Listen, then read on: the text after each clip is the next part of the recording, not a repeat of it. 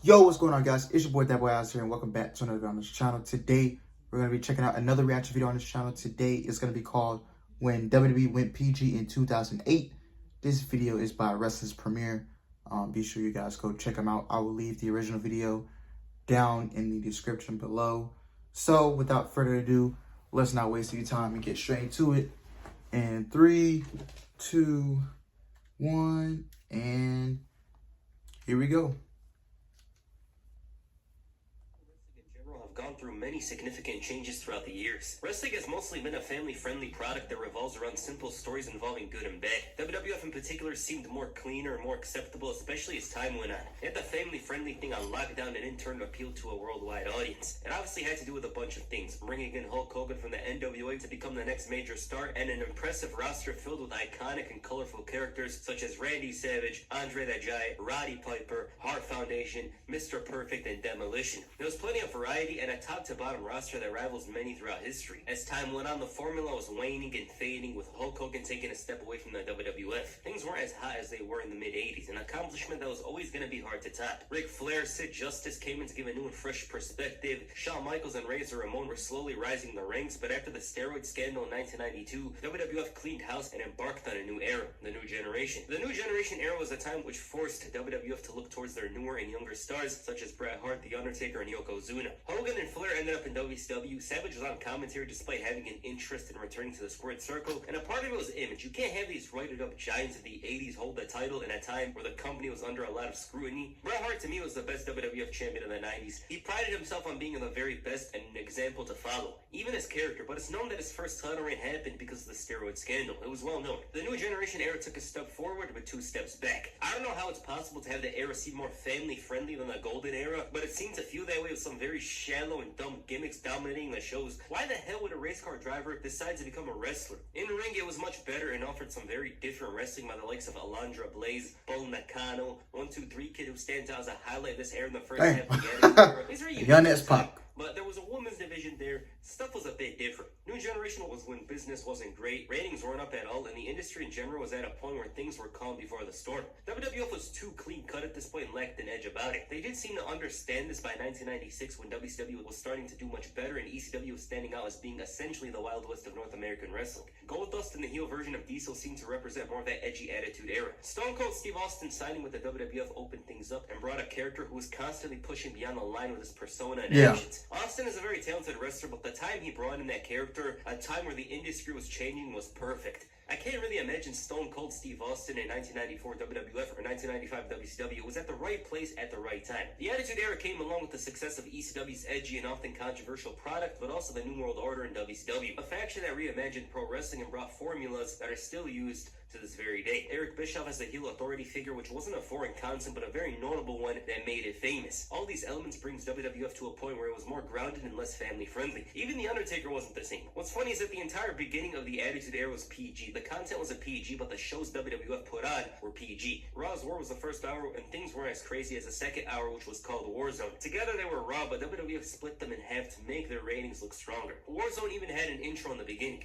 WWF would eventually call a Raw Zone from 2001 to 2011. The War Zone usually brought some of the bigger storylines and matches. WWF was mostly PG throughout 1998 until the Undertaker and Stone Cold Sacrifice segment. From there, Raw was TV-14. Just to mention, TV ratings weren't as clear-cut back then because they had just enforced them. Technically, though, WWF the entire year was PG. SmackDown was just there for its entire run, barring some episodes, and at this point, WWF had an unstoppable momentum and was flying at its highest. Some of the mid-card wrestlers were making 7 figures, ratings were peaking at 7.0s on a weekly basis at some points, and WWF in 1999 was the hottest the promotion was in the entire decade. This was a result of all the edginess and change from the PG style they knew in the past. It was most importantly Stone Cold, but that stuff played a huge part. On the other side, WWF was on a constant microscope throughout the years, from scantily clad women such as Sable to some insane storyline like the Ministry of Darkness. It was always something with the WWF, and in addition to their success, the one thing they couldn't avoid was controversy, and this in turn made it difficult to monetize the product as well as they do now. There's a certain stigma about wrestling, and in turn this was the Attitude Era, so you add to that as well, it's more of a problem. They still got some notable sponsors, but it wasn't as huge as now.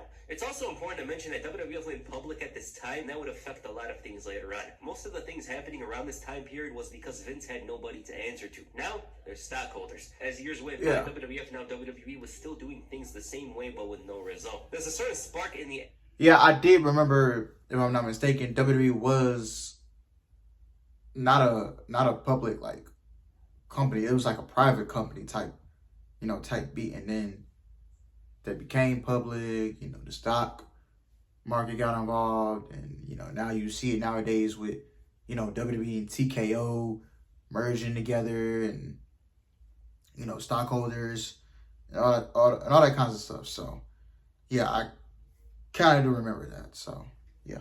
Attitude era that they lacked. They thought throwing controversial storylines around was going to do something, but it didn't work. And with the impending departures of Stone Cold and The Rock, it left the door open for some new talent to emerge. WWE also didn't need to push themselves as they once did because there was no competition. WCW and ECW were gone, and the talent to lead the WWE into the new era was already in plain sight. They just didn't realize it. It was John Cena. John Cena emerged as a hot talent from WWE with a lot of potential. It wasn't seen as the #1 guy initially, but one of the new faces. Cena had to work very hard on himself and escape release by developing his rap character mostly based on his love for hip-hop and battle raps. This character only happened because Stephanie McMahon heard him on a bus. Otherwise, he was probably going to be released and go elsewhere. Cena had a lot of love for the crowd for his thug character that transitioned into a very charismatic rapper. The moment he turned face, he was destined for the very top, and it didn't take long for him to become the #1 guy. He possessed all the qualities to be the face of the company, a role that's held by a select few throughout history. WWE lacked that face since Rock and Austin both left at nearly the same time. What was different about Cena was he had more of a willingness to do things as opposed to Stone Cold. He saw himself as a soldier of the company rather than just being the #1 guy, which is something that a lot of the previous guys always thought about. They always wanted to protect their place because at the end of the day, they don't know if tomorrow's going to be the end or what. Hulk Hogan constantly talks about this in his interviews.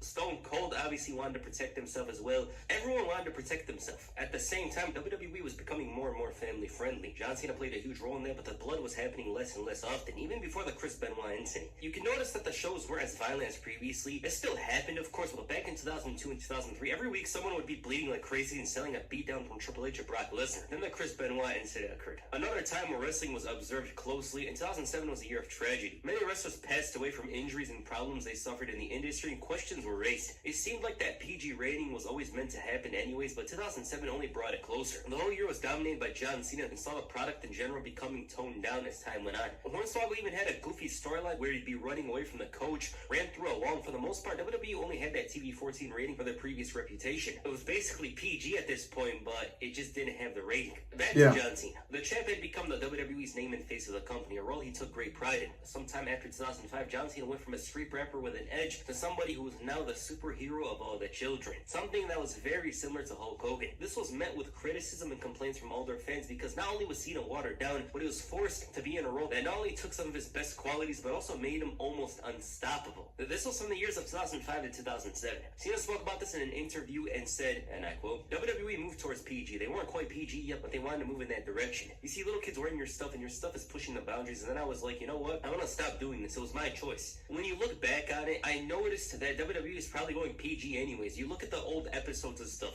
because their #1 guy was everything that The Rock and Austin weren't. As a kid, I loved John Cena, still do, one of my favorites of all time, but even I turned on him at one point. I'll get into that later. Okay, 2008, a very notable year for professional wrestling in WWE. WWE went HD, which meant that the presentation changed significantly. But blood was still around and looked very weird to see in HD. Then from out of nowhere, WWE said they were going PG. This came with a lot of confusion and disappointment. For one, WWE quickly took away blood when Chris Jericho and Shawn Michaels had that match at the Bash, which saw HBK bleed like nobody else had in years. The PG rating changed a lot of things. The women used to have those random competitions every couple of months. Now they had to focus more on the in-ring stuff. WWE didn't do a great job with that, but it was certainly better than the time period when Lita and Trish Stratus left. That time period felt so lost, especially before they pushed Melina. 2008 didn't feel much of a huge change with this product. John Cena had already been positioned as a superhero, but that would continue to show more in 2009. Wrestlers had to learn about blood the hard way, and after Batista and Chris Jericho took the risk of bleeding during their main event match, the boss fined Batista $100,000. He took $100K out of his pocket. Here's what he had to say in an interview. And I quote, "I was just heartbroken. Vince McMahon sucked the life out of me that day. I think that's the day that I knew things were never going to be the same." And they were. That was actually a day where things changed. Batista's relationship with Vince actually changed that day as well. Batista really liked the TV-14 thing. It gave him more of an edge. He already had an edge in the PG era, but it really helps. Yeah, Batista was one of those guys. He just was not built for PG. And like, I get where he's coming from, because Batista, when you see Batista, like, Batista looks like a dude back in the day that can kill you. Like, legit. And some of those wrestlers are just made for TV 14. You know, not every wrestler is meant to be TV PG. You know? You get what I'm saying? So, I get where Batista's coming from. Batista, like I said, he's one of those guys that fits TV 14. You know, not every wrestler fits that TV PG stuff. You know, Batista, when you saw Batista back on WWE television, you know, back during the TV 14 days, it looked like Batista, like, was ready to kill. Like, was ready to hunt. You feel what I'm saying? So, yeah, Batista, I get where he's coming from. And the guy was just a beast, bro. Like, he was just a killer. And unfortunately, injuries derailed him. And then he went Hollywood. And, yeah, that's what happened for Batista, man. But we all love Dave Batista over here on this channel. So, yeah.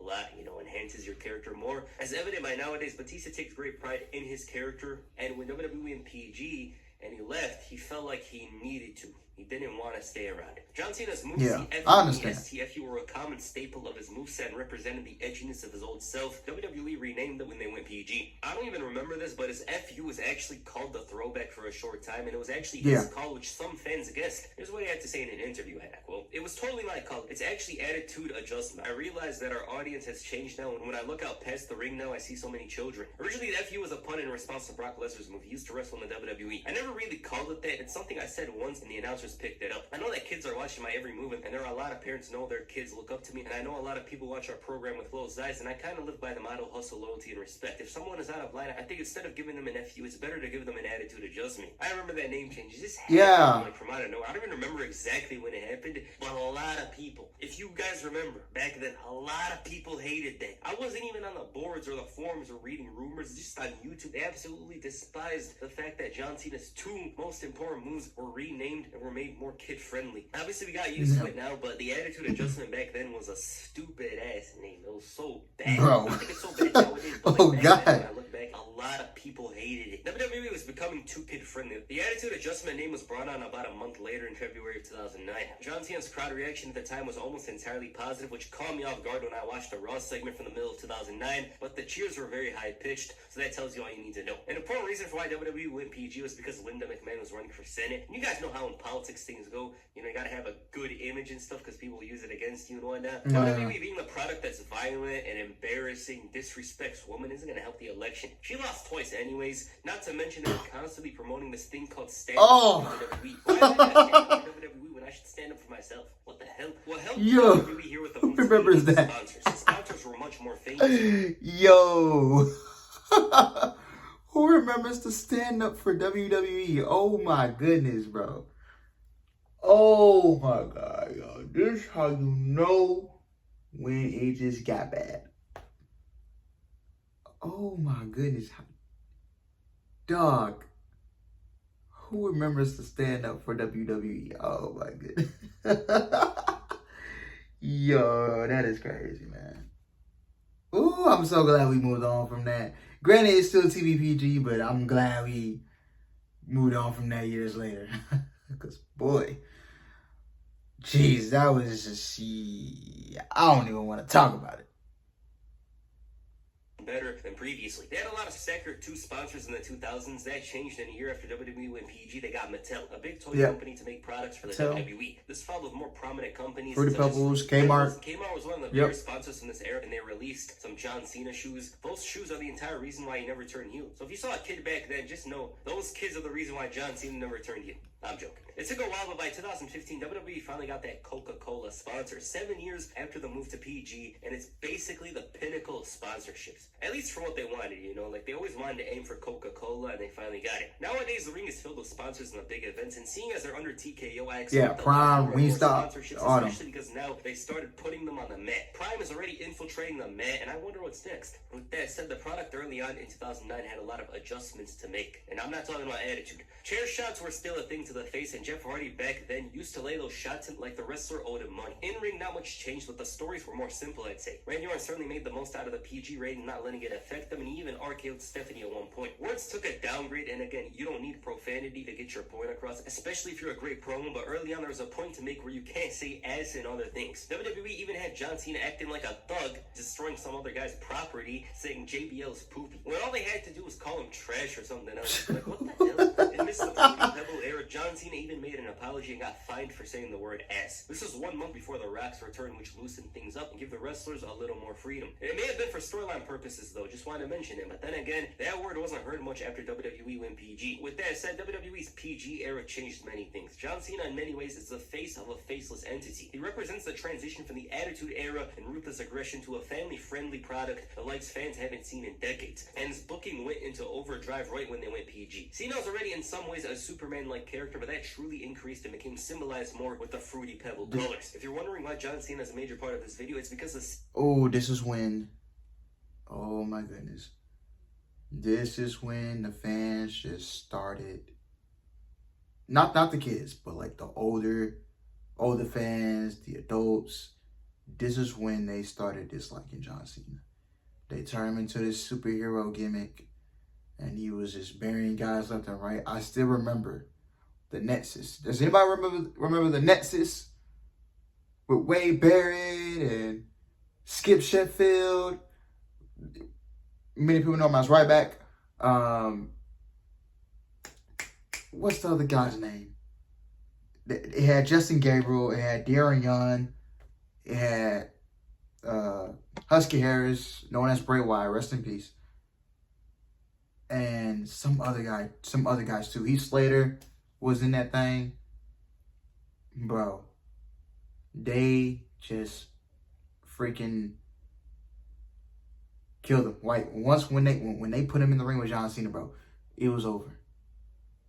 He single-handedly killed the Nexus. And to this day, I still never get that booking decision. It was SummerSlam. It was SummerSlam 2010.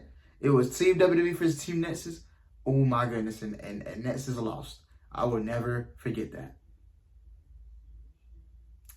Yeah, that's crazy. Of 2008 to 2011 is the PG era in a nutshell. It would not be a proper video if he wasn't a focal point of this video. In many ways, a lot of people see the PG rating as the reason why WWE was terrible. I remember this ever since I was a kid and watched old videos on YouTube. They'd always comment about how it was better back then and that PG ruined WWE, when it's always the booking that's been the problem, even in their favorite eras. I think a lot of people are blinded by nostalgia that makes them overlook problems even in their favorite time periods, but I will say this, there's validity in what people say, because WWE going PG stifled them creatively. And it's not because exactly of the rating, it's because what it allowed them to do. PG allowed for them to become complacent and rely on the endless Super Cena machine to go on and on and on. And that's where people are right. I remember his big title matches and feuds with the likes of Triple H, Edge, Shawn Michaels, and so on. But even I could acknowledge they did too much. He was in the title picture too much and lacked any evolution in his character, even though Rock and Stone Cold evolved as time went on. Cena of 2006 was the same as 2010. By the time he did change a bit in 2011, fans were just tired of him being around at the top. Not to mention how he was constantly pushed as an underdog despite being that dynasty. Imagine the 2017 Warriors, 2011 Barcelona, or the 2005 New England Patriots being seen as the underdog. Exact same thing. To many people, the NBA got boring during the Warriors' dynasty, and that sport's real, because even though he wasn't around the title, it was only a matter of time before he was. I do think it caused people to overlook his talent. You know, there's very few on the mic at the time that were better. And there's a case for him being the 2010 Wrestler of the Year for WWE, despite it being the prime version of Super Cena. You know, orange and purple. He'd get knocked down. The second part of the match might get bored. Yeah, and John Cena, like he was basically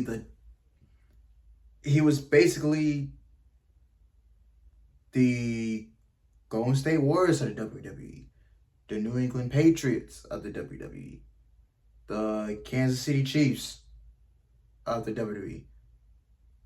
You get what I'm saying?